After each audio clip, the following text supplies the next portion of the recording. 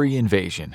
If they wanted us all dead, they would have just dropped rocks on our heads. The fact that they didn't meant they wanted this world and us alive. We saw them coming a few months before arrival. Astronomers spotted the telltale dimming of starlight as their massive ships crossed between the stars and the Earth. We got our first high-resolution images of what was coming a few days later, and the alarm bells immediately began to go off. 26 massive ships, though of course all we could initially see from our vantage point were the gargantuan meteoroid shields. In a way, this was good news. These aliens couldn't possibly be that far ahead of us technologically if they were using meteoroid shields to protect their spacecraft while traveling at a few percentage points of the speed of light. But the fact that there were so many of them could only mean one thing. These creatures, whoever they were, weren't coming to visit. They were planning on staying, one way or another. When they ignored our attempts at communication across nearly the entire range of the EM spectrum, we were pretty sure they weren't friendly. The United States and its NATO allies made preparations, shifting to a wartime economy and instituting drafts. Nearly the entirety of the U.S. military was recalled home for the first time since before World War II. If the United States survived, then and only then would it come to rescue its friends. For now, Europe and Asia were on their own. When they were a month out, they flipped their spacecraft around and fired massive engines to begin to slow down from a whopping 10% the speed of light. We got a few photos of them before the massive fiery plumes blinded our cameras. Long, skinny ships hiding behind a massive meteoroid shield, and fully surrounding the central core of each ship was what looked like detachable bubbles. Landing craft. Day 1. Technically, we fired first. Like many other Iraq-Afghanistan vets, I got the recall notice before they started drafting 18-year-olds fresh out of high school. I found myself back in the 1st Infantry Division, the Fighting First. At 0942 hours Zulu, we first made contact with the enemy. Fiery streaks lit up the night sky as their landing craft penetrated the atmosphere. At first, there were only one or two, then dozens, then hundreds. It had been impossible to predict where the aliens would attempt to land, but radar allowed us to track their ship formations in high orbit and figure out to within a few hundred miles where each formation would likely land. Then U.S. forces dispersed across the most likely landing zones that could realistically be defended, with plans for each rapid response force to immediately move to engage the nearest landing site. We got lucky. They landed right on top of us. Patriot and NASAM batteries were the first to meet the enemy, unleashing high-altitude interceptors. Designed to take out incoming ballistic missiles, these were our best weapons for hitting the aliens while they were still making re-entry, and their sensors would be blinded by fiery plasma outside their ship. I watched dozens of our missiles scream up into the sky and hit. We all let out a cheer. I hadn't even realized I'd been holding my breath. I guess I expected a force field or some other sci-fi crap, but sure enough, multiple of the large reddish lights turned into many smaller lights from Patriot impacts. This was their most vulnerable moment, but we couldn't afford to expend all of our Patriot missiles. We'd need them for air defense against the enemy's aircraft. Next, the Air Force had its turn. We had a little over 100 combat aircraft assigned to our Rapid Response Force, and most were a mix of F-16s, F-15s, and F-35s. The F-15s and 16s engaged the descending transport ships with AIM-120s, a smaller missile than the Patriot's PAC-2. This meant not every hit was a kill, but at the incredible speed the descending landing craft were moving, even minor structural damage proved lethal. Dozens more tumbled out of the sky, ripping themselves apart at hypersonic speed. But there were hundreds coming down on top of our heads. There was nothing we could do but prepare our armor and our IFVs for immediate thrust against the enemy the moment they touched down. We wouldn't give them time to unbuckle their seatbelts and stretch their legs. The landing craft fired their retro rockets to slow down while still high up in the sky, making them easy targets for our attached mobile air defenses like Avengers. The smaller Stinger missiles of the Avengers had less punch than the Air Force's AIM-120s, but were zeroed in on the thermal plume of the landing craft's retro rockets. Taking out just one of those engines meant the entire craft would fly out of control, dooming its occupants to a very unpleasant end several thousand feet below. Soon they were low enough for heavy machine guns to reach out, but they had very little effect on the aliens' landing craft. Things were going entirely too good. And then, just like that, they weren't. From an estimated 344 landing craft, each the size of a small grocery store, we knocked out about 70. The aliens had flown straight into the teeth of the best air defenses in the world, and we'd only knocked out 20% of their forces. Then it was their turn. As the landing craft flew over us to hit their LZ, they unleashed a volley of something from their bellies. There was the sound of roaring engines and then an electric hum, and hundreds of darts, each about the length of a human arm, flew out in all directions below them. I watched one drive straight through the armor of a Bradley fighting vehicle, and when I thought the worst was over, the entire vehicle suddenly started burning intensely from within. Another one of those spikes embedded itself halfway in the front armor of an Abrams, and then it let off a blinding flash. Several feet of the tough front armor plating slagged instantly, and the driver must have been turned to ash. Over 100 Hummers, Bradleys, Strykers, and Abrams slagged from the rain of strange glowing darts before the landing craft finally touched down. And that was when the war truly began. The craft nearest to our location popped several hatches open all along its exterior and began disgorging troops. One of our Abrams put a round straight into an open hatch. It must have killed a dozen or more of the aliens. Turrets ringing the oval-shaped landing craft began to fire back, unleashing a volley of bright white projectiles that landed on the armor of our vehicles with a distinct metallic sound, but penetrated far deeper than any form of heavy machine gun should. Lucky for us, the turrets weren't particularly accurate at the ranges we were engaging, with the Abrams staying put at just under 3,000 meters, or right under the maximum range of its 120mm smoothbore cannon. Our Bradleys lent their Hellfire missiles to the attack, but the landing craft were so large that these were proving ineffective. We got ordered to save our missiles, as the Abrams did their best to snipe the turrets, laying out an inaccurate but still deadly flow of fire. I wish I could remember more, but just then, one of the glowing rods from an overhead landing craft struck just outside my vehicle. Days 2 to 8. I awoke in a field hospital nearly 72 hours later. The blast had ripped open the side of the Bradley, but miraculously spared most of the crew. Someone had grabbed me and dragged me to safety. I was grateful, but I felt awful. I'd basically slept through the first day of the fight for Earth. When I woke, I found out the aliens had landed in a tight formation roughly resembling a 20-mile diameter circle. The first landing craft were carrying infantry, and they fared poorly against our mechanized forces, but the rapid-fire turrets on their massive landing craft made the assault deadly, until they were knocked out one by extremely accurate cannon or missile fire. Trying to blow up the ships themselves was fruitless. They were too big and stubbornly resistant to explosions.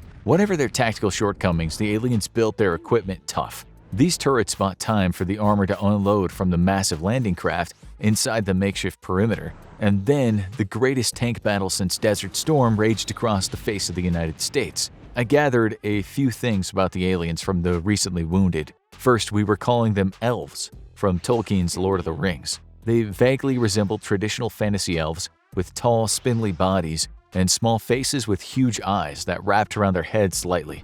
They stood about a foot or more taller than humans, but we probably weighed the same on average. Second, their tech was tough and more advanced than ours, but not by an extreme amount. In fact, it seemed their spacefaring capabilities were more advanced than their weapons, which might have been no more than 100 years ahead of ours. For comparison, a modern Abrams tank would wreck any armored vehicle on a World War I battlefield, but was still vulnerable to World War I artillery. Thankfully, our tanks could still put a hurt on their vehicles and take 1 or 2 hits as long as they weren't at close range. I suppose that makes sense. You can only push material technology so far and have it remain cost-effective. Aliens were still subject to budgets, especially if they were equipping a planet-sized invasion force. I demanded to be sent back to the front, but was kept in for treatment for another few days. In that time, I noticed there were much less wounded than expected coming into the field hospital. I asked the doctor about it, hoping it meant we were winning. She just shrugged her shoulders and said not many were surviving the alien weapons long enough to be considered wounded. Days 9 through 13.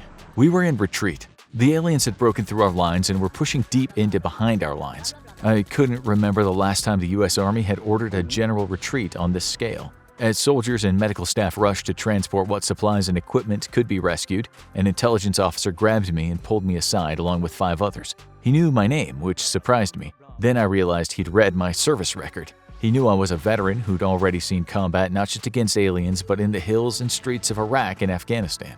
Looking around at the other 5, I could tell they were old enough to have seen combat too. He had a special mission, and we were going to assist him in its execution. We were going to go to the ground, let the army retreat and the enemy push past us. Then we were going to come out of hiding and nab one of them alive, drag it back to friendly lines, and turn it into intelligence geeks for study and interrogation.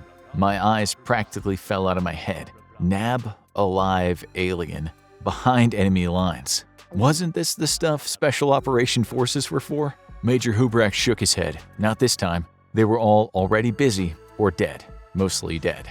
Days 14 to 18. While the army retreated, we hid. It wasn't particularly hard. The aliens didn't seem to be looking very thoroughly for partisans or saboteurs. We made camp under some thermal-proof tents in the middle of a thicket and just waited. There were 6 of us. Major Hubrak was with Army Intelligence, though some unit I'd never heard of. That told me he was about as black world as they came, and it didn't surprise me that he had the authority to wrangle 5 combat veterans for his very special operation behind enemy lines. Then again, he'd never shown me any orders. For all I knew, he was a madman playing at his own private war against the armies invading Earth. But he didn't seem like one. He was smart, lethally smart, the type you don't want plotting against you. He was the first to start pointing out the obvious about the aliens. "This is their first war against a combined arms enemy," he muttered one night as we ate our MREs in the dark. I was curious, so I asked him to explain himself. Think about it. Before they landed, they didn't perform any form of electromagnetic suppression. No precision strikes against command and control nodes, supply depots, nothing. No seed missions. They don't even have any real air power, just those landing craft and their turrets. Everyone stopped eating simultaneously. They never fought against a modern combined arms enemy before. In fact, they remind me of the Russians, big on the ground, tanks, lots of infantry, artillery. They got lots of all 3, but they don't work well together. Oh, and I suppose the Russians at least have combat aviation. The elves don't. I could see that Major Hubrak had been dissecting the aliens in his mind without ever getting his hands on one. I was afraid of what he'd do once he did. We're their first invasion. Or the first modern invasion, anyway. They probably wiped out a few Industrial Revolution or pre-Industrial Revolution worlds, hence why they knew to build tanks and use artillery. But they don't use them well together, not like we do. I don't think they've ever met stiff resistance, even amongst themselves. In fact, they fight so badly I think they were unified a long time ago, or maybe had an evolutionary predisposition to be united as a species. Of all the rocks they chose to land on, they hit this one. Poor sons of bitches. The Major shook his head, genuinely sad for a moment that the aliens decided to invade the one world that had been at war with itself for its entire history. I had to admit a lot of what the Major said was ringing true. Well then, if they're so bad at fighting, why are we the ones retreating? I challenged him though, because at the end of the day, it wasn't the aliens packing up and going home. Their technology's better. Tanks and artilleries hit harder. Hell, even their rifles do. You can ditch the body armor, by the way, it won't help any. The Major's words hung in the air between the 6 of us for a while. Nobody said much after that. All of us left with the same thought. Sure, we were better at fighting. But was that enough to overcome their tech advantage? Days 19 through 24. The Air Force had been making life hell for the elves all week. Every day we heard the telltale roar of jet engines launching strikes deep behind the front lines. The Major was right. The aliens didn't have much air power and seemed completely surprised at our heavy use of it. He supposed that the aliens might have come from a world with gravity so high that atmospheric flight was impractical, so it was never widely adopted. But then you should expect the elves to be shorter, stockier, so as to better operate in heavy gravity. Maybe their atmosphere was thinner, making it harder to fly. Yet it seemed like the elves had no problem breathing our atmosphere unless they were equipped with some sort of internal breathing apparatus. We observed them from a distance as they disembarked from their landing craft and moved equipment and supplies to the front lines. Most stood at least a foot taller than a human with pinkish skin and those weird wraparound almond-shaped eyes that reminded me of the popular gray aliens people claim abducted them. They talked in a weird, high-pitched sing-song language. And when they got excited or scared, like when a loitering F-15 dropped a cluster munition on an entire column of infantry, they let off a series of melodic hoots. Sort of reminded me of a wind chime. If the aliens had come to Earth without understanding air combat, they were quick learners. They dismantled turrets from some of the landing craft and equipped them on mobile platforms to provide air cover. This didn't do much for very high-flying aircraft, but it kept our Apaches and A-10s at bay. It was anti-air artillery, but on steroids, blasting out what must have been 100 rounds a second that shredded any aircraft that strayed too close. But they were still vulnerable to high-altitude air attack, and the U.S. Air Force was giving them absolute hell for it. We watched from our hiding place, the Major taking notes down and making observations, things he would be able to report to superiors from behind enemy lines to help them paint a better intelligence picture of how these aliens operated, strengths, weaknesses, the basic work of military intelligence. Another thing the aliens apparently had never encountered a need for. Our primary mission wasn't forgotten though. We needed to capture a live one. The Major wanted to wait for the front to move back from our position so the enemy would thin out, then ambush a patrol in the rear area. Days 25 to 28. There was somebody else out here. Another team lurking behind enemy lines. Only these guys must have been special ops because they were making life hell for the aliens. The first clue was when we were watching a column of alien vehicles move down a road toward the front. Lead vehicle hit an anti-vehicle mine that wasn't there the day before. I know I'd watched the alien trucks go down that same road before. Their vehicles were tough, but 35 pounds of shaped charge explosive under the chassis will ruin pretty much any armored vehicle's day. With the lead vehicle knocked out, a second explosion thundered at the rear column. A planted charge, likely C4, detonated remotely. The rearmost vehicle was now also effectively destroyed. That left the column stuck. Dashing off the road wasn't an option, the terrain was too muddy for it. In the same breath, 4 Javelin anti-tank guided missiles screamed out from opposite sides of the column, smashing into 4 separate vehicles. Alien tanks and IFVs had armor tougher than ours, but were as lightly armored on the top as ours were, and the Javelins easily penetrated, incinerating the crew inside. Panicked elves started dismounting from their vehicles or turning blindly into swampy woods and firing. Machine guns started strafing the panicked alien infantry. There were few who survived long enough to get to safety. Then, just as fast as the ambush started, it ended, with the unknown attacker slipping away into the woods. Good thing too, because the elf tanks came with 2 rounds, one for armored vehicles and one for general area destruction. Once they got going with that second type of round, very few trees were left standing. I counted 4 tanks and at least 32 KIA elves. No sign of any dead Americans. If we kept this pace up, we might just win this thing. We needed to be somewhere the aliens had dropped their guard, and that meant moving deeper into enemy-held territory, so we packed up our gear and used the cover of night to move out. Days 29 to 33. We set up camp outside a small town, the type with very few streetlights and no building higher than 3 stories tall. There was no telling where the front lines were now. The Major had a satellite radio, but he said it was only for extreme emergencies. If the elves had finally learned to sniff out electromagnetic signals, a transmission could lead them straight to us. I marveled that we still had satellites at all. But the Major assured me that even if the elves had thought of taking them out, it wasn't easy finding hundreds of satellites drifting in very high orbits over Earth. Plus, the Space Force had no doubt supplemented our existing satellites with swarms of CubeSats by now. Even an advanced alien species would have a hard time finding a floating shoebox unless it was actively broadcasting. Our new location allowed us to recon what life was like for civilians caught behind enemy lines. I wish we hadn't. Days 34 to 38. I expected armed patrols, maybe some sort of alien civilian administration center, a slave camp, I don't know. What I didn't expect was nothing. No sign of the aliens at all. What we did find, though, was more disturbing. We made contact with an elderly couple living at the edge of town, who about jumped out of their skin as 6 heavily armed and camouflaged men suddenly melted out of the tree line at dusk. They were overjoyed to see us, though, but disappointed to find out it was just us. There was no liberation force. Then they filled us in on what had been happening behind enemy lines. The aliens were yet to establish real communications, but had managed to get their point across by a lot of gesturing and a fair amount of force. They rounded up the population, going from house to house. Anyone that resisted was killed, along with their entire family. Once gathered up, the aliens separated the population into 2 groups. The first group was the elderly and very young, those that appeared to be in their 60s or higher, and anyone 10 and below. The second group was everyone in between. Thanks to full mobilization in anticipation of the invasion, there were few teenagers and young adults left even in rural America. But there were plenty of preteens and individuals over 30 with health issues. Everyone in Group 2 was killed. Their bodies simply left where they fell. The aliens were exterminating anyone of fighting age, leaving behind only those too young or too old to fight. The Major believed they were planning on a re-education campaign once the war was settled, bringing in all the children into the fold and leaving the elderly behind to take care of them until the war was won. It was sickly efficient. But they hadn't gotten everyone of fighting age. Partisan movements had sprung up all over occupied America, and the couple knew of a group in this area. They hosted us while contact was made. It would be good to have help for what would come next.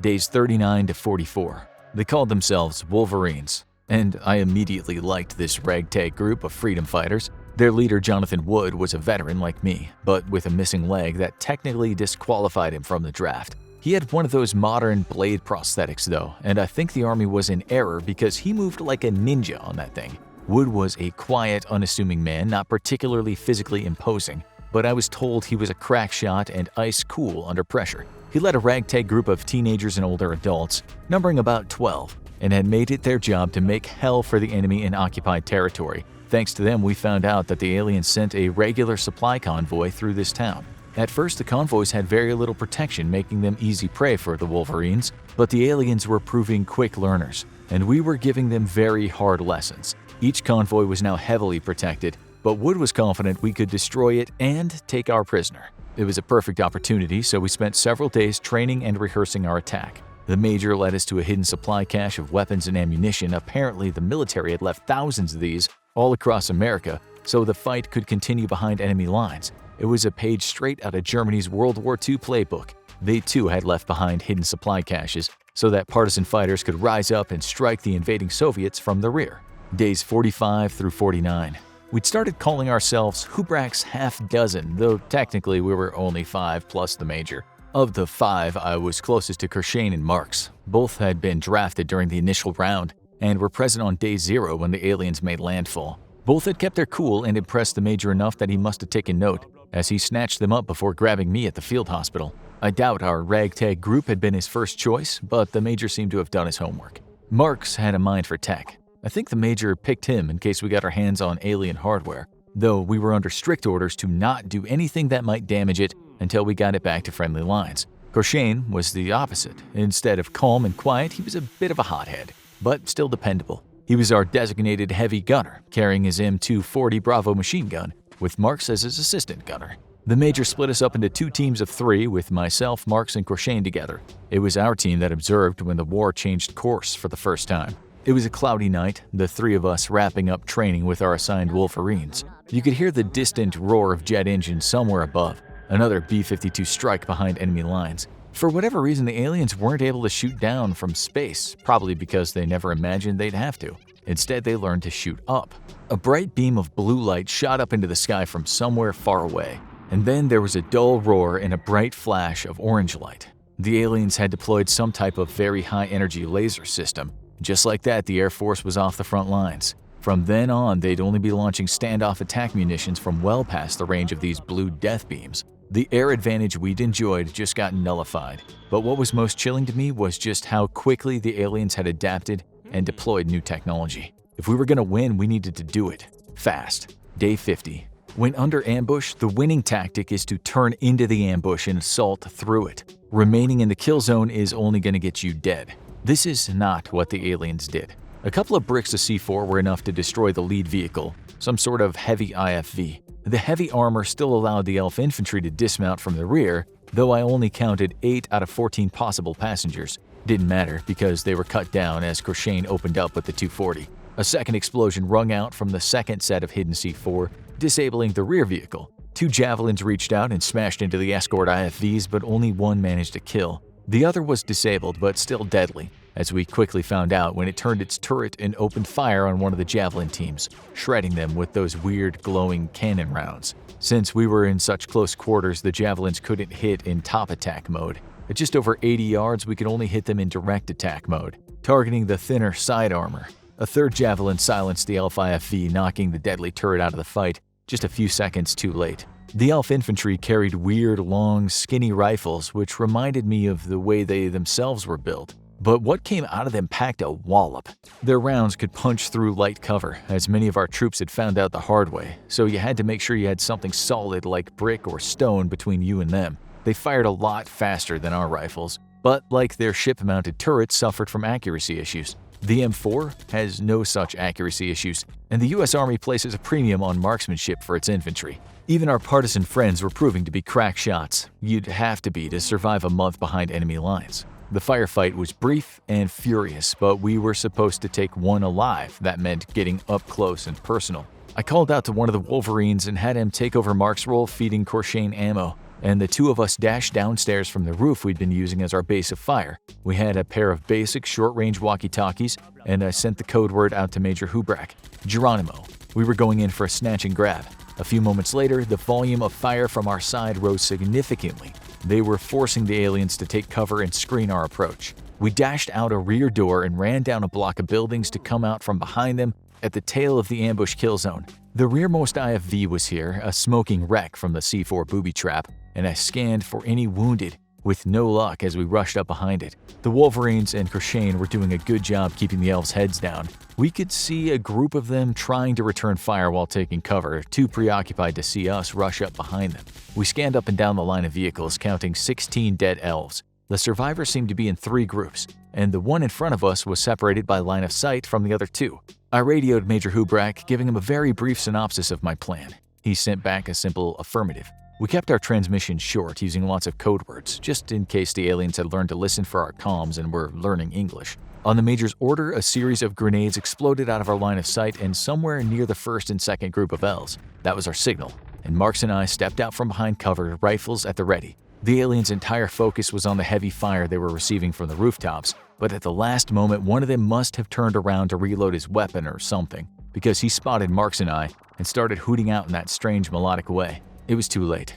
Marks and I opened fire, 2 in the chest and 1 in the head. 4 elves in this position, 3 dead within seconds. The survivor seemed in a state of shock as I rushed forward, knocking his weapon out of his hands and bringing the butt of my rifle down on his head. He was out, and Marks helped me drag him back toward the building, seizing his rifle as a bonus prize. Then it all went to hell. A strange metallic sound, bright flashes, and heat. We were inside a building when it happened, or else I'm sure we would have been toast alongside most of the Wolverines. I barely had time to look outside and see the large spinning disc-shaped aircraft as it dropped another salvo of those large glowing spikes, annihilating both friend and foe. The aliens had learned how to use air support.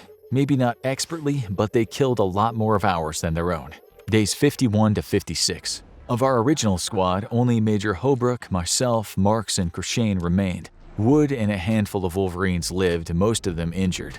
The greatest casualties had come from the strange flying craft dropping those rods all over the place, hitting friend and foe and leveling several blocks of buildings. It was overkill, but I guess the aliens were getting annoyed at how many casualties they were taking during an operation at what was supposed to be their safe rear areas. Well, welcome to war, human style. I thought I'd accidentally killed our alien friend. It took him over a day to come to. We treated his head wound best we could, but truthfully, knowing very little about alien biology, there wasn't much we could have done if he'd been seriously injured. Luckily, it seemed he only had a mild concussion. While we licked our wounds, nobody talked to him. The Major wanted to isolate him, soften him up mentally for the long trip back to friendly lines. I got the feeling this wasn't the first time the Major had dealt with high-value enemy captives.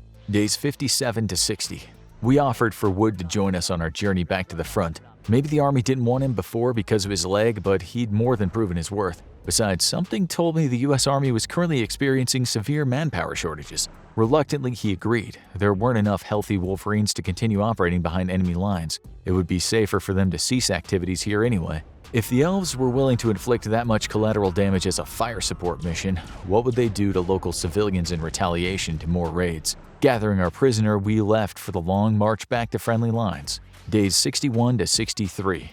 At first we only traveled at night, but then we realized our elf friend was having obvious difficulty seeing in bright daylight. It made sense, the Major said, because of those large black eyes. They were clearly meant to gather as much light as possible, so the aliens must have evolved in a low-light planet. Given that they probably had superior night vision technology anyway, it only made sense to travel when they'd be naturally disadvantaged. The fact that our friend was slightly more sluggish in the day made us suspect the species might be nocturnal. Or maybe he just had bad jet lag after crossing millions and millions of miles of empty space. He, she, it didn't talk much. It seemed to accept its fate, not even putting up a struggle when we got up each dawn to march. The Major kept it fed with what seemed like rations he'd salvaged from one of the destroyed vehicles, but I could tell he was limiting its food, keeping it strong enough to walk but too weak to resist. Again, I got the impression this wasn't the first time the Major had done this sort of thing.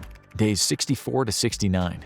We couldn't be too far from the front now because we could hear the sounds of battle in the distance. It was the unmistakable sound of armored vehicles, both alien and human, clashing in what must have been one titanic jousting match. Looking through binoculars, we could even spot a formation of elf artillery, spitting its strange but deadly globs of green glowing stuff that exploded with terrible force when it hit the ground. Whatever it was, it expanded after impact and then just vaporized everything within its blast radius. I'd seen even Abrams tanks cut neatly in half. The alien artillery lobbed round after round downrange, but then suddenly explosions broke out amongst the concentration of guns. Counter-battery fire. I guess the green glowing crap did register on radar, and our boys were quick on the trigger. The enemy had yet to learn how to shoot and scoot. It was far too dangerous to travel, so we set up camp hidden in a grove of woods and monitored the situation from afar. The battle line seemed to stay pretty much the same, and our vantage point gave us a great view of the enemy's rear areas where they were towing damaged vehicles and even setting up what I was guessing a field hospital or a command post.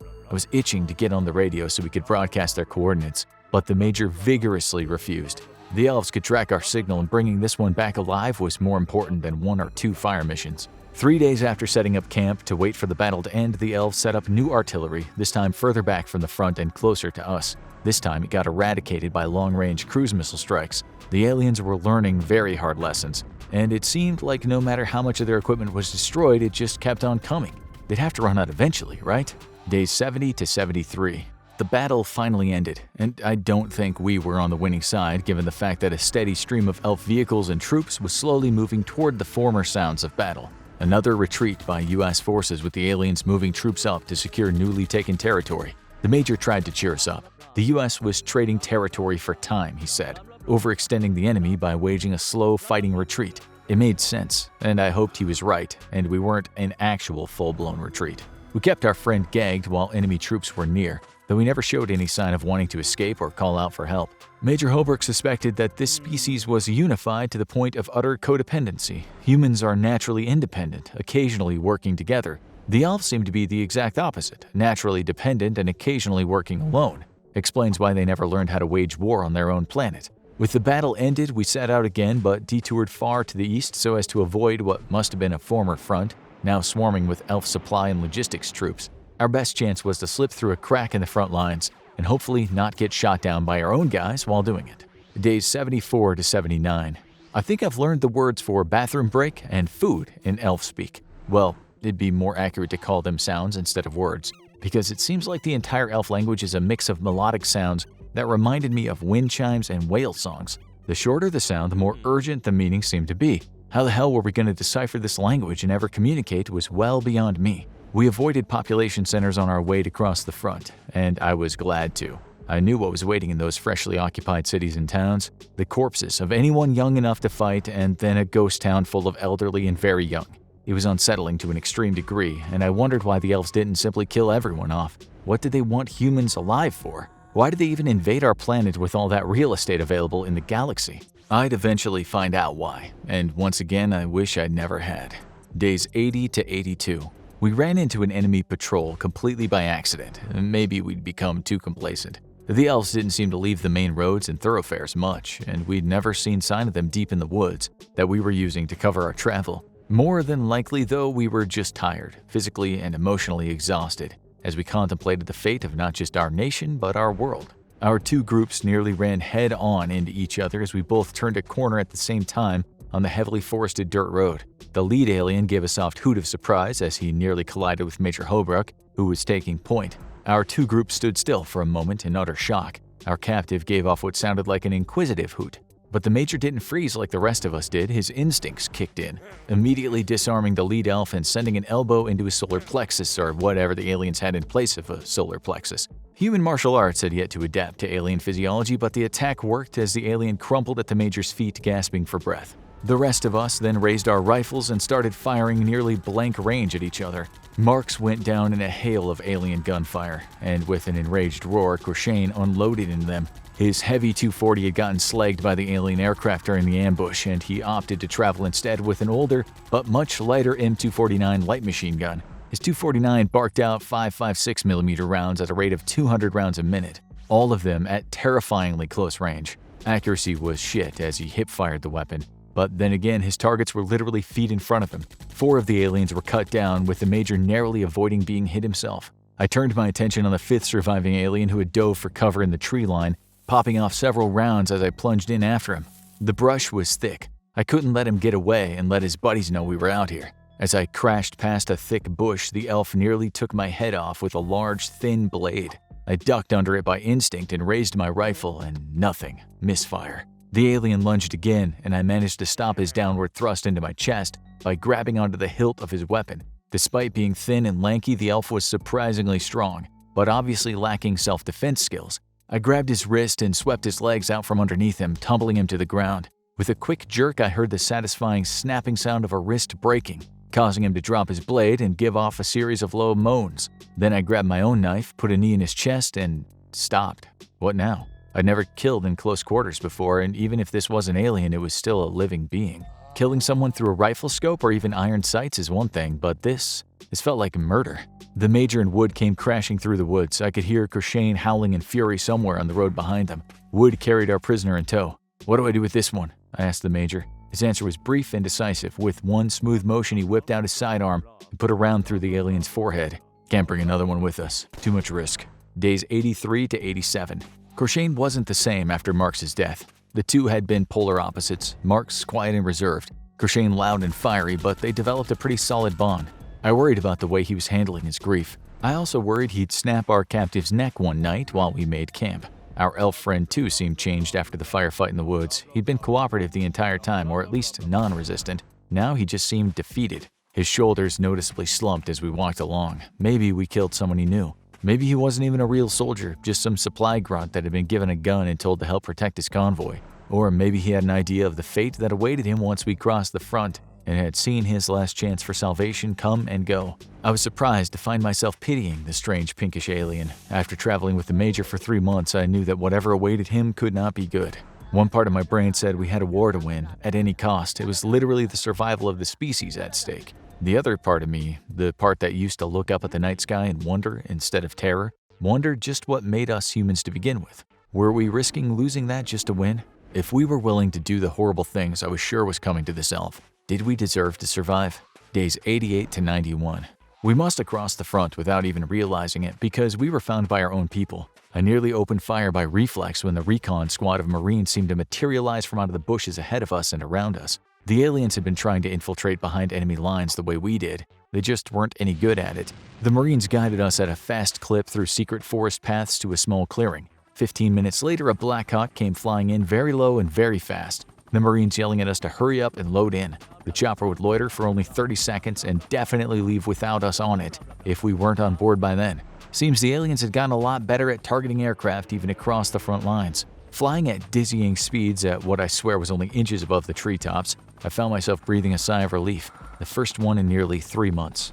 Days 92 to 96. Rest and relaxation, medical treatments for wounds and bug bites, plenty of chow for reconstitution. Despite being in the middle of a fight for the planet, life was temporarily pretty good. The Major and our elf friend were nowhere to be seen, though. We were somewhere outside of Denver. We'd first engaged the aliens somewhere just over the border in Kansas. They pushed us back nearly 200 miles. While recovering, we got caught up on how the war was going. The aliens had made major landings between San Diego and Los Angeles, outside Seattle, Las Vegas, Amarillo and Austin, Texas, Asheville, North Carolina, Atlanta, Baltimore, and Randolph in New York State. We had defeated one minor landing somewhere in Pennsylvania, eradicating the entire invasion force and seizing several surviving pieces of equipment for study. Though all the landings had been opposed, our forces were in slow but steady retreat at every location except Washington. The Baltimore landing had succeeded in taking the city, but the U.S. Army had held the alien offensive at bay outside Washington, D.C. The Air Force had paid a particularly gruesome toll for the successful defense of the city, flying combat missions even in the face of those new laser beam cannons. The offensive to take the political heart of the United States was halted, at least for now. Everywhere else was fighting retreat, trading territory for time. The rest of the world didn't seem to be faring much better, though it was getting harder and harder to communicate. The aliens had finally started to dismantle our communications networks. We had contact with Europe through undersea cables the aliens seemed unaware of. The Cold War had prepared us well for an alien invasion, as NATO envisioned how to fight and coordinate a strategy in a world ravaged by complete nuclear warfare. The European Union had lost all of Eastern Europe. Nobody had heard much from the Russians since Moscow fell. There were confirmed reports of nuclear detonations from the direction of Russia, though. To date, they seemed the only power to resort to nukes. The aliens apparently didn't like that much. Rumors are they dropped several building-sized asteroids on Russian cities in response. It seems as though they were willing to put up with every underhanded tactic we had except nukes, which means they wanted our world intact and relatively unpoisoned. News from Asia was sporadic. The Japanese were fighting for every inch of their island, and given the aliens absolute hell, China communicated sporadically with the West. Aliens had seized Shanghai and Hong Kong, along with a few other major cities. Beijing stood strong and free. Like in every other occupied territory, though, the reports were all the same. All men and women of fighting age were exterminated, only the elderly and children remained. Days 97 to 99. Something big was brewing, and I feared it was another retreat. Nobody was hurrying to pack up equipment, though, but no one would tell Khorshane and I what was going on. They wouldn't even answer the request to be sent back to the front. It felt terrible, sitting and stuffing our faces, while we knew people were out there fighting and dying to stop the elf threat. We were approximately 75 miles behind the front, safe enough for aircraft to operate. When I checked the flight line, I was surprised to find several rows of F-35s parked there, being serviced by technicians. That night, I heard the distinct sound of helicopters arriving and settling down somewhere outside the perimeter of the base. Something was going on, something big. We were going on the offensive. My suspicions were confirmed when the Major entered our temporary quarters with a broad smile on his face. "Boys, how'd you like to save the world?" Day 100. Despite there being 13 helicopters all loaded with troops, you could barely hear the sound of the specially modified Blackhawks. Outfitted with stealth coatings and all manner of electromagnetic disruption devices, unless the aliens knew exactly where to look, they'd never see us coming until it was too late. Seated next to me, Crochet grinned at me. Despite our losses, spirits were up. Despite our nation being overrun by alien invaders, spirits were up. Despite the Earth's fate hanging on a thread, spirits were up. Military intelligence had figured out the alien language surprisingly fast and interrogated our captive thoroughly. Now, for the first time since the elves set foot on our planet, we were finally on the offensive, and our pink friend had given us one hell of a target. Now go check out I Survived 100 Days of Nuclear War, or click this other video instead.